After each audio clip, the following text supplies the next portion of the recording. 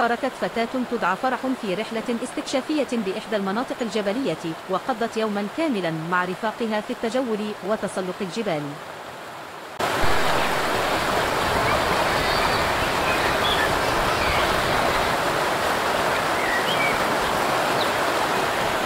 وفي الأثناء أحست بعطش شديد، انتبهت إلى وجود جدول ماء يسيل صافيا فوق الصخور وهمت بالشرب منه، لكن المعلمة منعتها من ذلك وطلبت منها الاكتفاء فقط بغسل أطرافها.